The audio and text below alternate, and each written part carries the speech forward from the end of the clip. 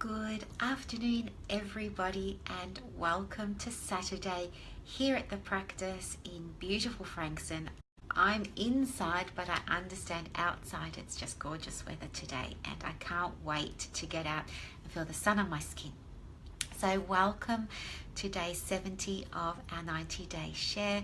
My name is Dr. Brooklyn Storme for those of you who don't know me, and welcome if you're new. I am the director and the principal psychologist here at Cerebellum Consulting.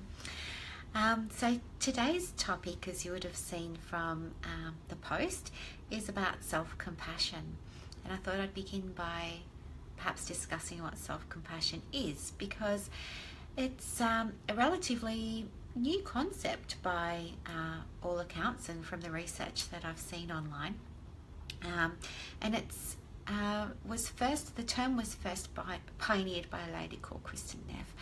And she's identified that there are three components to self-compassion. And she says that the first one is self-kindness, the second is common humanity, and the third one is mindfulness, of course, because you know that I'm crazy for mindfulness. So self-compassion, as I understand it, and correct me if I'm wrong, it's the ability to look at yourself, look at your behaviors, your thoughts, your values, your feelings, everything, all of that invisible stuff, in a way by which you're understanding. And what that means is, I guess we're trying to take away the judgment, take away the criticism, take away all of that negative stuff, and I guess look at our behaviors and our thoughts and actions, for example, in a very nurturing way. And it might sound a little bit airy-fairy, but I think perhaps that there could be something to it.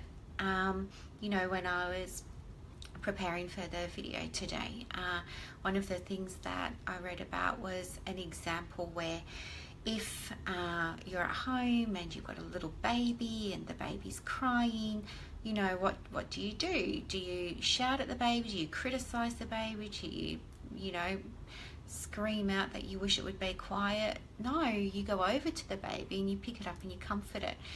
And so this was used as an analogy to try and explain how we can adopt a self-nurturing or compassionate component into our daily life through mindful practice. So I thought it might be interesting to have a chat about that today, and maybe to share with you a very ancient or very well-known tool that's used to help people cultivate compassion, not only for themselves, but compassion for other people in their life, in their family, in their community, out in the world, and also being able to look at compassion towards perhaps people who may have wronged us, done the wrong thing, hurt our feelings, maybe committed some horrible act, and we're having trouble letting go. So the type of meditation that might be helpful and that you might want to explore a little bit further, and there are many of them available on YouTube if you want to have a listen, but it's called Metta, and that's spelled METTA, Metta meditation. And so basically this is, as you know, with mindfulness, it's based in Buddhism, and I think the idea of the metta meditation is based on Buddhism as well. But what you would do is you just kind of get in a comfortable position. So maybe you're reclined, or maybe you're just seating. You don't have to take any big protracted deep breaths or anything like that. No, what you would do is just maybe close your eyes and settle your breath and just get used to breathing nicely. And then when you're ready, what you might do is you might bring to mind perhaps an image of yourself. And a simple way of doing that is to imagine yourself in front of a mirror. Maybe you're looking at your reflection. That's just one way.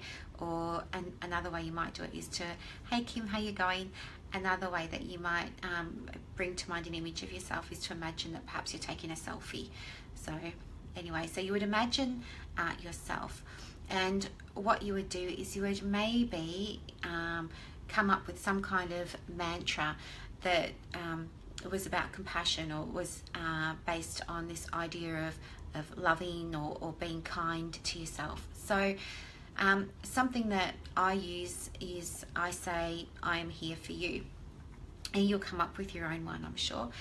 So in my mind, I'm there, I'm picturing myself, and now I'm sending to myself this idea that, you know, I'm here for you.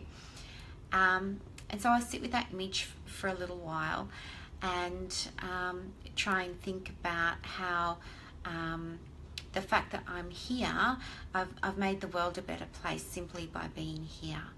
And then what I might do is extend that and think about a loved one in my family. So it might be a parent, it might be a child, it could be a sibling, and I'll do the same thing. So I'll bring an image of that person to mind, and then I will perhaps you know, send that mantra. So I might say, I'm here for you, and then I might think to myself and reflect on the ways that the world is a better place for me simply because this person's here now.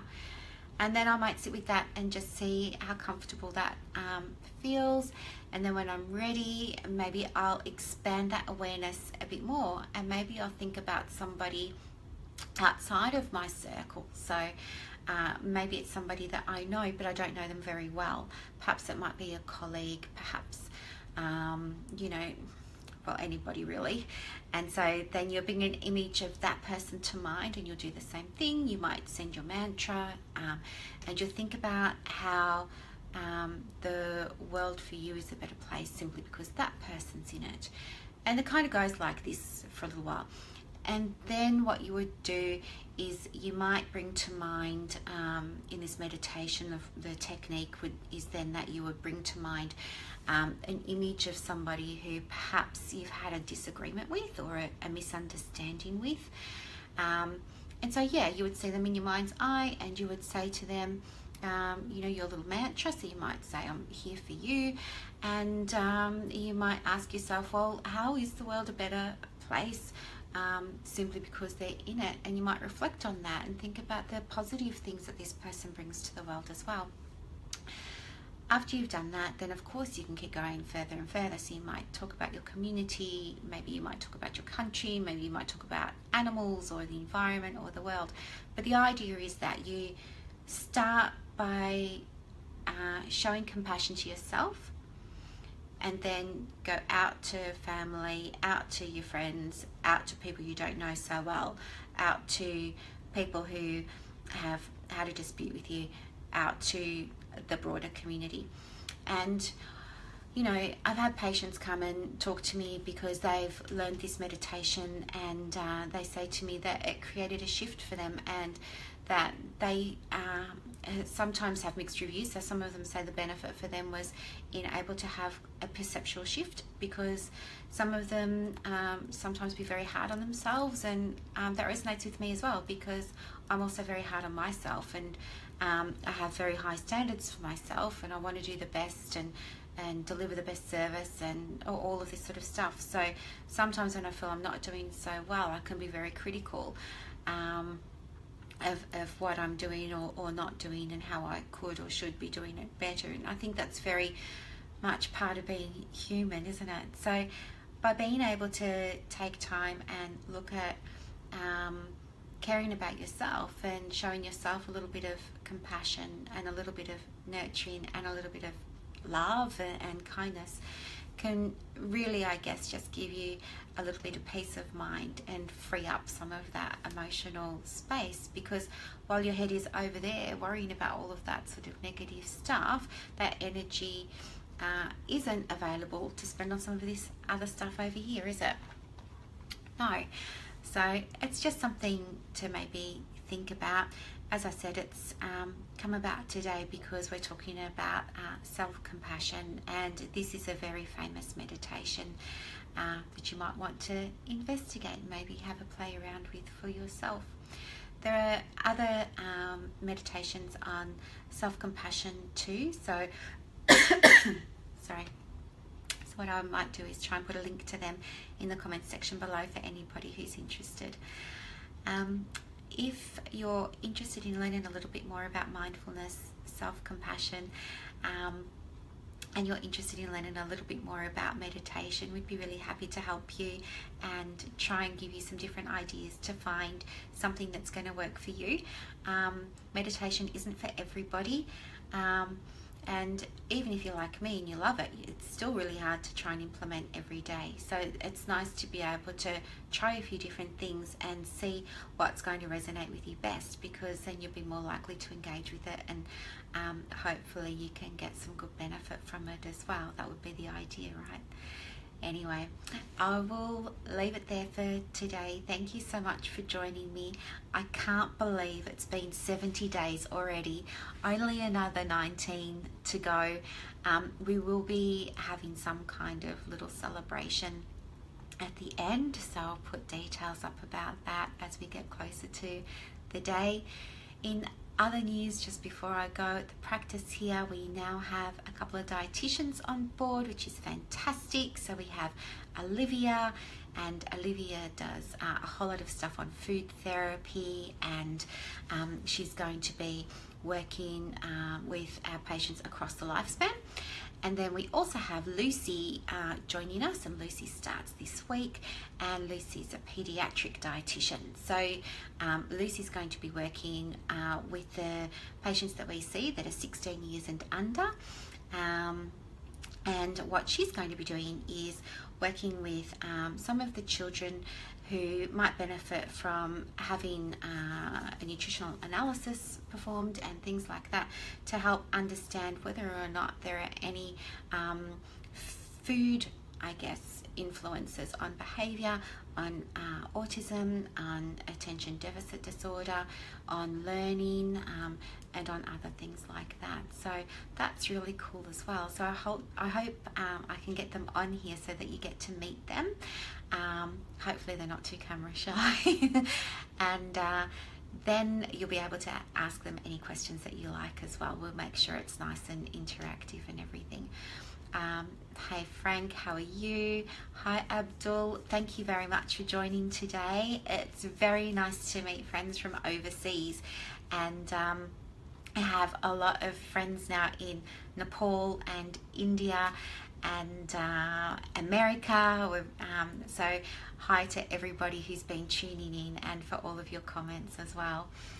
Thank you very much, everybody. If you need anything at all, anytime, the number here is 0387652434. Of course, you can check out our latest information on the web page, and yeah, keep in touch. Thank you very much for joining, everybody. Bye. Have a lovely day.